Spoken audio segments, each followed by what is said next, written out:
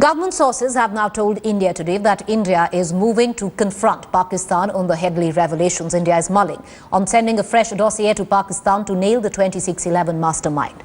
The government sources say that the evidence being given by Headley is admissible in Indian court, and Pakistan can no longer say that India is short of evidence, as this evidence is not only more important than an evidence taken under Section 164 CRPC, but this is the terrorist approver evidence which will corroborate the circumstantial evidences. The government sources say that it is time Pakistan stops being defiant and stop their sham investigation and be honest in booking the plotters of 2611. It will lead us to very logical conclusion of the case, but I cannot speak about the details because I have not been briefed completely of what is happening there. Officially, if I am briefed, then I will let you know. It is already known that who is involved in the entire case and where are the backgrounds of Headley's all this working system and supports, backup and everything. So it will help us. It is something where Pakistan always asked about proof.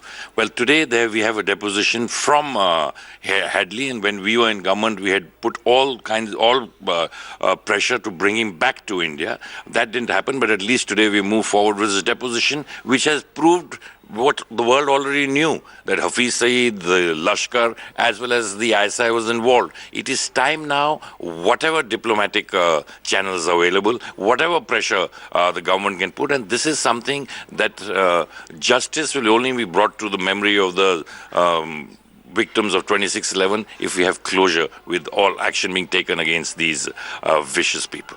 Well, whether it's going to make a difference to the 26/11 case, I'm not sure.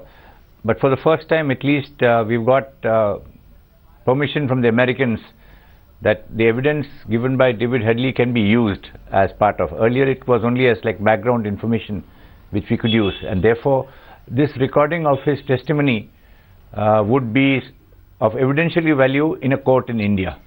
But I think the more important thing is that you've got a former Pakistani citizen who is now an American citizen who is saying what we were always saying, and it's an independent third-party version which Pakistan knows about, but at least it's now formally on record.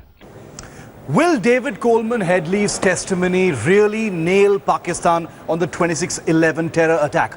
As always, numbers tell the real story and they don't paint a pretty picture. Here's the reality, the truth in the numbers. 14 dossiers and follow-ups is what India has provided to Pakistan since the 2611 attack, and we all know how Pakistan has actually responded to those. Number of 2611 handlers in prison so far, you see that number on your screen, 0. That's the total number of people who've actually been arrested for 2611. The number of times India has officially, through the government, through the Foreign Office, indicated formally Pakistan's inaction on 2611, that's the number, that's the big number, 27. It takes a lot for a country to openly state another country's inaction. India has done that 27 times. The number of days after the 2611 terror attack that the formal trial actually began, take a look at that enormous number on your screen.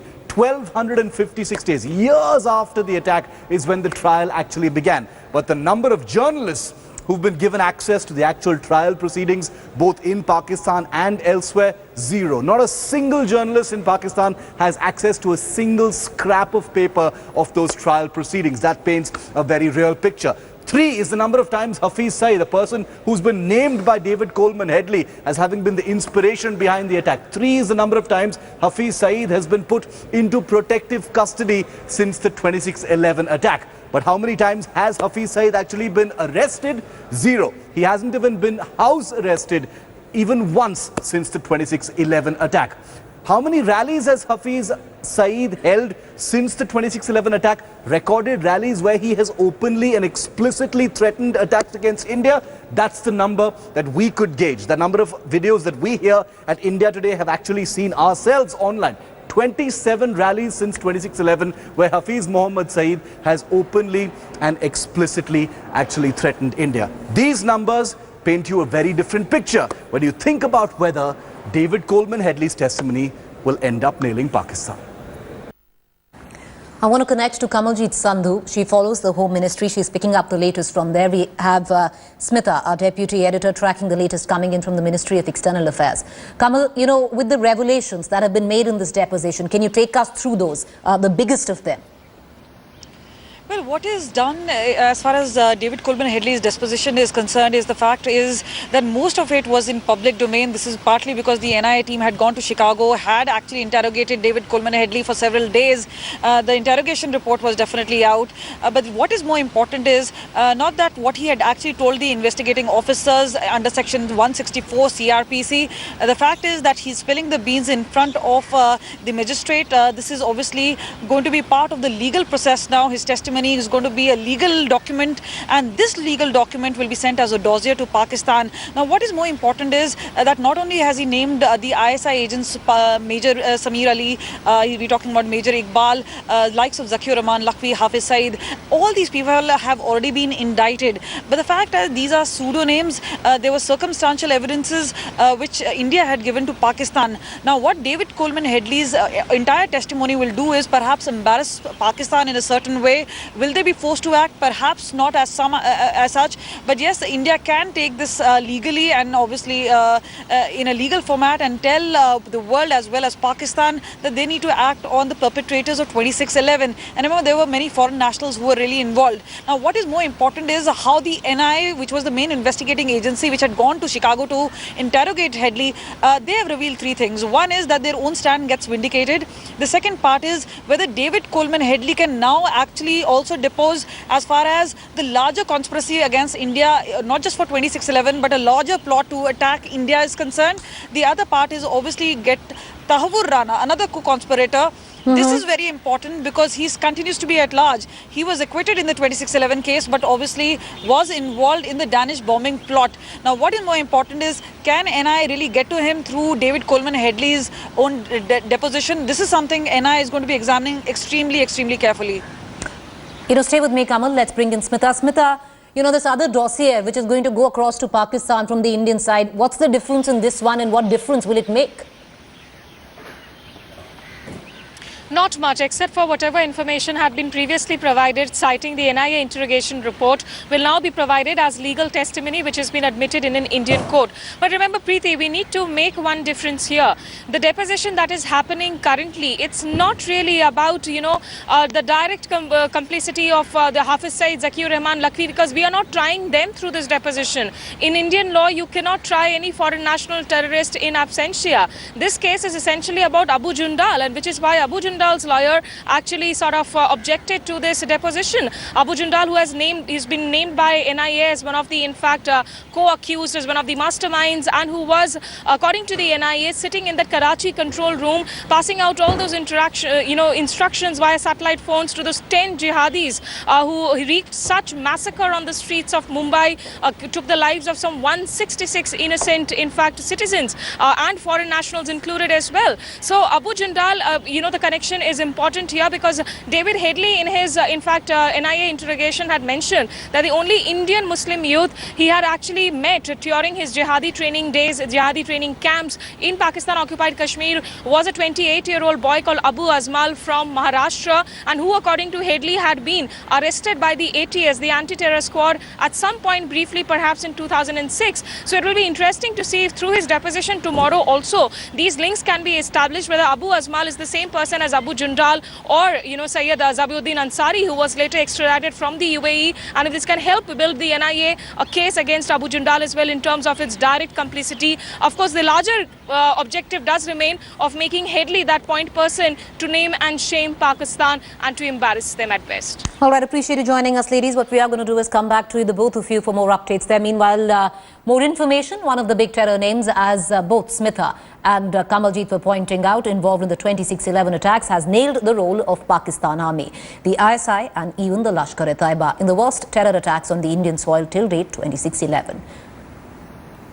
Now, the near 4-hour testimony this morning via a video link from the prison in the United States had David Coleman Headley singing. The man who scouted Mumbai and Delhi for terror targets clearly named the ISI, Pakistan Army and the Lashkar-e-Taiba, and the three agencies which inspired and ordered him to wage war against India. Headley named multiple ISI agents, including the already known Major Iqbal and Major Ali, who have been in touch with him and turned him into an anti-India terrorist. According to Headley, he was recruited after he was held smuggling drugs and arms in the Fatah border areas of Pakistan. Major Ali interrogated and introduced him to Major Iqbal. Headley told them that he was going to India. Major Ali believed he could be of great assistance in gathering intelligence about India. The deposition comes after Headley turns approver in the case last December and agreed to spill the beans on Lashkar-e-Toiba and the Pakistan spy agency, the ISI. Mustafa is going to give us more details on the revelations made in this deposition, which is still not complete. Mustafa, it's over to you. At this point of time, at 7:20 a.m. this morning, when Headley was produced in a special court in Bombay, he started from saying that he has been to India before, 6 times before the 26/11 attack happened, and he has done the recce of all these areas, and most of the time he was coming from Karachi because that's where he was getting his instructions. The second big revelation has been made in the court is that he received training. There were around 5 courses of LET which he went through on the land of Pakistan in places like Abbottabad, where he says that LET functions freely and they have their safe houses, and there are many other terrorist activities which were planned. At least 2 terrorist activities were planned before 26/11, but they were not fruitful because of boat which capsized with the weapons while it was coming towards the Indian waters. The third thing he has confessed is that while he was planning to get arms inside India, he met a major identified as Major Ali, who was attached to Pakistani army at that point of time. When he realized that Headley can be of use to them because he was going to India and he can collect intelligence, he put him to another major in the ISI, and that's how he established link with ISI, and he was working for them also. So it's very clear at this point of time, as far as the Special Public Prosecutor Ujjwal Nikam was saying, that he has received terrorist training on Pakistani land. He was in touch with people who are associated with the Pakistani agencies, and at this point of time, the police is Ujjwal Nikam will now continue to go through his email exchanges between him and Zakirur Rahman Rakvi, which will give more concrete evidence to prove the conviction in Abu Jindal case. All right, appreciate you joining us, Mustafa. We'll come back to you for more. With that, slipping into a break on the other side.